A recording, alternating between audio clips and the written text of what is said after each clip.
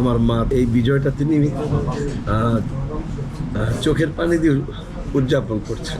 আপনার আম্মা এই যে স্বাধীনতা 2024 সালে, আপনার আম্মা কেমন আছেন এই মুহূর্তে? আম্মা আলহামদুলিল্লাহ আম্মা ভালো আছেন, তবে এই বিজয়টা তিনি চোখের পানি দিয়ে উদযাপন করছেন। কারণ পরিবারে একটা শোক, একটা বেদনা যে সবাই ফিরে আসতেছে, সেটাই মানে আমাদের স্বপ্ন ছিল যে আমরা সবারই এটা প্রত্যাশা ছিল যে আব্বা ফিরে আসবে ইনশাআল্লাহ, সময়ও আসবে।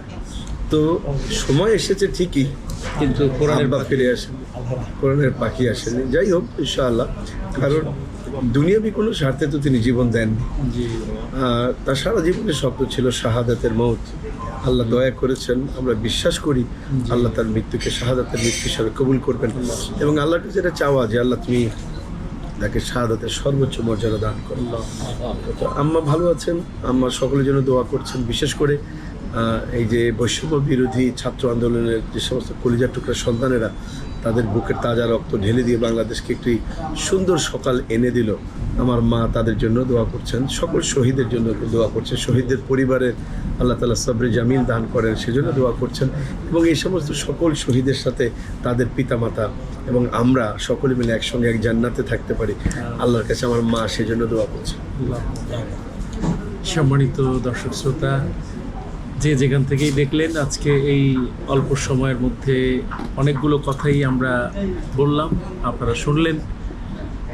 যেভাবে শুনছিলেন, কোরআনের পাখি আল্লামা দেলোয়ার হোসেন সাঈদী রাহিমাহুল্লাহর স্ত্রী, আমার প্রিয় ভাই মাসুদ সাঈদী হাফেজাহুল্লাহ, তার আম্মাজান এখনও কাঁদেন। বিশেষ করে বাংলাদেশের এই অবস্থায় তিনি কাঁদছেন।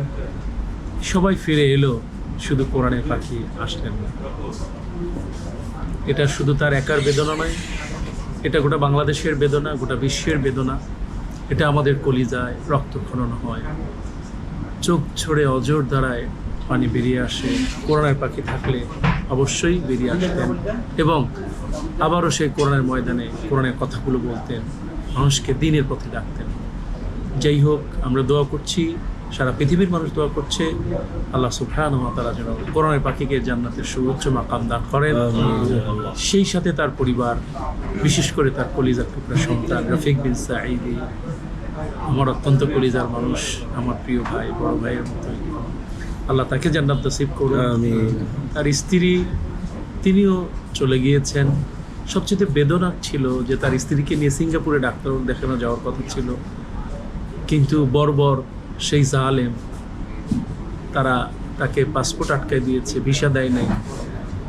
অবশেষে সিঙ্গাপুরে না যেতে পেরে একরকম কষ্টের ভিতরে দুনিয়ার থেকে বিদায় নিয়েছেন। আমরা দোয়া করছি আল্লাহ সুবহানাহু ওয়া তাআলা আল্লামা সাঈদী রাহিমাহুল্লাহ, তার পরিবারে, তার চাচা, তার পুত্রবধূ, আরও যারা ইন্তেকাল করেছেন, আল্লাহ যেন তাদেরকে জান্নাতের সুউচ্চ মাকাম দান করেন।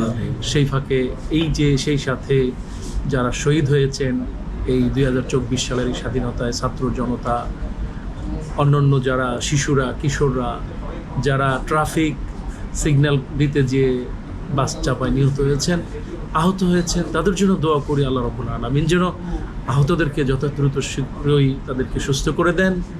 আর সরকারের কাছে আহ্বান জানাবো, এদেরকে যেন এই জাতি স্মরণ করে এরকম একটা ব্যবস্থা করে দেওয়া। আল্লাহ সুবহানাহু ওয়া তাআলা সর্বোপরি কোরআনের পাখির এই এক বছরে আল্লাহ সুবহানাহু ওয়া তাআলা দেশের মানুষকে, বিদেশে যারা আছেন সবাইকে অন্তত তার জন্য দোয়া করা, অন্তত রোজা রাখা, এবং বিশেষ করে সালাতের তার জন্য দোয়া করার অনুরোধ জানাচ্ছি। আল্লাহ সুবহানাহু ওয়া তাআলা আমাদের সবাইকে কবুল করুন।